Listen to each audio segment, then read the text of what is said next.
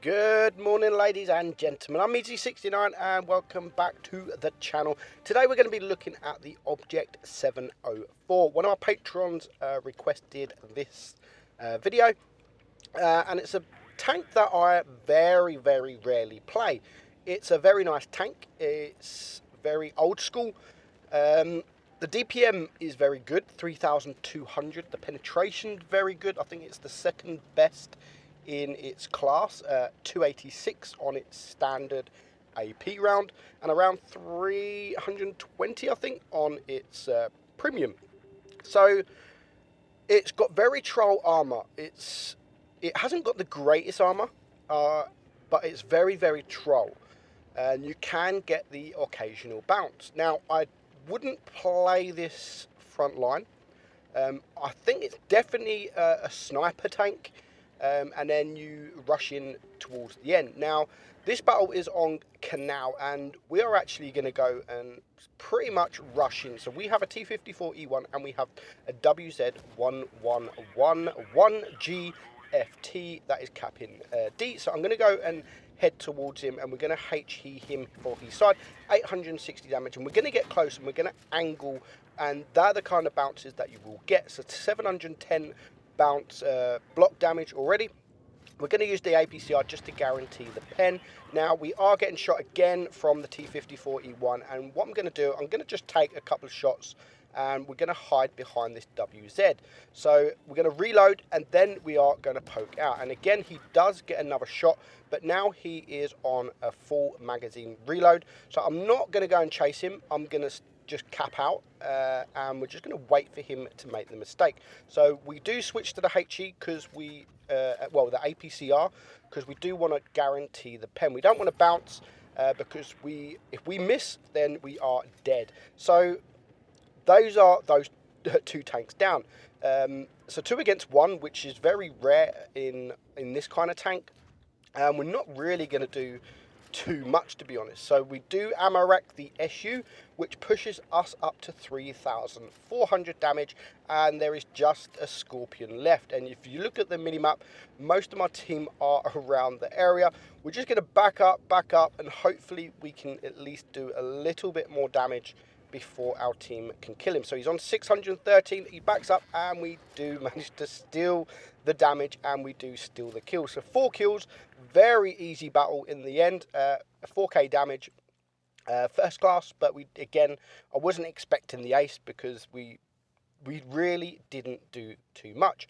So 18,000 credits as well, 1,194 base XP. So the next 2 battles, we're going to show you how good this tank can be when it is sniping. And as I've said, that's probably how I definitely would play the tank. Just snipe, sit back. If you've got targets, sit back, support your team, and then you can rush in at the later stage of the game. Because you've got to remember, you haven't got a turret. So the mediums can easily get around you. You can even be HE'd from the back of your turret. So you do need to be careful. I mean, the reload's pretty good on this tank, 12.8. So, and it has 640 alpha. The Object 268 that leads from this, which is the tier 10, that has much more troll armor than this does. I mean, you haven't got any frontal armor, but if you start angling, then as I've said, you can start getting the troll bounces. So we're on Canal, so we're gonna just sit back, and they're gonna wait, and we're just gonna wait for some shots. So the T62A is literally just got wrecked, completely wrecked. He's only on 18 damage left. So real Sky Range is the person that is playing this. And the enemy have caught C. So he now knows that there is at least 1 tank that is around here. So he's just going to wait. Here comes the E75. He's going to get a nice 703 roll, and he's going to back up behind this building. And then there's 2 other tanks that are spotted. One of them is a tier 10 and the KPF. So he's just going to sit back. He's going to wait until he reloads. The KPF exposes himself, so he gets a shot, and he's going to back up under this bridge. So the KPF now can't get to him, and if he does get to him, just like that, he pokes out and he gets wrecked from the tank behind. So he is now reloaded. So he can poke forward and go and try and take out the KPF, but the KPF hides. Here is the E75, so he's just going to use the HE. There's no point using, which is perfect, but that was a great situation as to when to use a HE. The HE, because it's a big gun, it can still do big damage even through the splash. So for him, if he wasn't going to use a HE and he was going to either use AP or Pramo, to penetrate that E75, he would have had to really get close, or he would have exposed more of his body, and he would have spent a lot more time aiming. So just splashing there with the HE was a really good move on his behalf, and he still does pretty much 400 damage. So not bad at all. Now there's just 3 tanks left alive, and as I've said, this stage in the game you can then just rush in. It doesn't matter if you get shot too many times because it's 6 against 3. He now has a few side shots. He gets a side shot there behind the Jaegeru. There's a T95 still in spawn, and he's just going to reload. Is he going to get that shot? Oh, he unfortunately just misses out on that shot. So the WZ121, he's going to wait for him to expose himself. He's just going to wait. Is he going to blind shot? Yes, he does. I don't think he hit him. So now he is just going to go and see if he can get a shot in on the T95, sorry. So luckily for him, the T95 does turn, which allows him to get a side shot. Now it is 4 against 3, so the enemy now have 2 caps, so they still need to be very, very careful. But the T95 is very low hit points. He can just, again, splash him with HE to clear him up, leaving just 2 tanks remaining, the Jaegeru and the 121. Now, the Jaegeru is now down to a 1-shot, and again, he could just splash him with HE. Can he see his rear? No, he can't. So what's he going to do? He's going to splash him with HE. Very good move again. Very good choice, and with the HE. And that was perfect taking him out, because it's now a 3 versus 1. And this 121 is very wealthy. He's still got a lot of hit points, and he is capping base B. And if he gets that, the enemy have 3 caps, and he could easily run away and easily get a Kolobanov. Easy Kolobanov, 1 against 3. There's still a lot of hit points for this WZ11 to get through, but now he just has no chance, and he's going to go for the ram. Doesn't quite kill him. He's now blocking the E100. He's not meaning to, but again, he's just going to wait. He's going to wait, and he is now reloaded. He is just, again, going to splash him with HE. So 4 kills, 4k damage. Very nice ace indeed. Well played, real Sky Ranger. So the next battle, again, we're going to play a sniper in range, and we've got Big Kahuna. And he's going to play this sniper in amazing, and I mean so good. He's not just going to sit at the back and do absolutely nothing. If you've got shots, I mean, people are going to complain, especially the enemy team, if they are spotted and they get a big 600 to 700 damage into them. There's so many people that complain, camper. Where if you're a TD, especially a turretless TD, and you've got shots off from the back of the map, take it. There's no reason for you to move closer. I mean, Big Kahuna now, he's going to get mega damage, and he's actually going to end this battle on full hit points. He's not going to lose a single hit point. So he's now got a few tanks spotted to the left. E100 is spotting the grill, is doing what Big Kahuna shouldn't do, sorry. He should be at the back with not frontline. You're a grill. Do not go frontline in a grill, especially when there is 3 big tanks to right in front of you. So T54E1, again, Big Kahuna, he is now spotted, but he's just going to get that shot in on the T54E1, and he's going to back up. So there is no chance now for him to get shot. So they are 1 tank down, but you can see that his team are coming. 3 tanks are now going to rush, which is perfect for Big Kahuna, because that means the enemy team are not going to pay attention to him. They're going to pay attention to the tanks that are in front. So he gets another shot there on the, I think it was the E75. And there's now like 5 tanks all around this area. So he's got plenty of options to choose from. And they are 2 tanks down, but he's still pumping out that damage. Every time he shoots, he is spotted, but that just gives him time to back up. He's not going to get shot from where he is. reload, and by the time he's reloaded, he shouldn't be spotted. So again, he's going to poke forward. The E100 is now a one-shot. The IS-8 is a one-shot.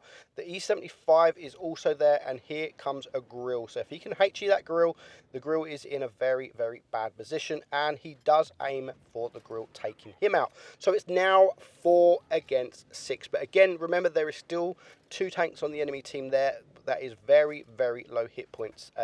And the T-54E1 is low as well. So it's 3 against 6. So now it's 3 against 6. There is a lot of work to do. Now, unfortunately, doesn't quite kill the IS-8 before his team IS-8 can take him out. And again, the Jagdtiger can take out the E100. So it's bring it down to a 3-on-4. The WZ does a very big mistake, and again, just like the grill, he gets overconfident because there's only 3 players left, and he pushes. Big Kahuna's not going to just push it. He can see there's danger.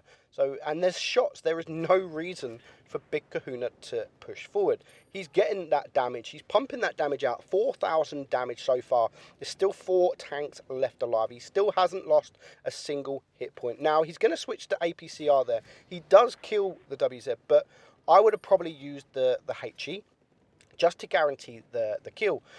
He takes him out anyway for his second kill, and now it is just him and the Jagdtiger versus a T-54E1, an E75, and a full hit point T-30.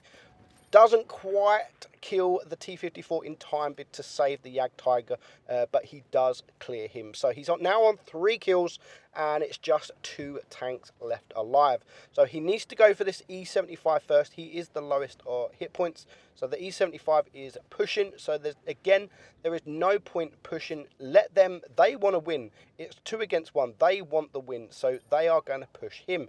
And because the E75 stops, Big Kahuna can get a shot off in on his hatch, putting him now down to a 1-shot. So the E75 pokes forward. Again, I would just splash the E75 with HE. There wasn't really any need to use the APCR.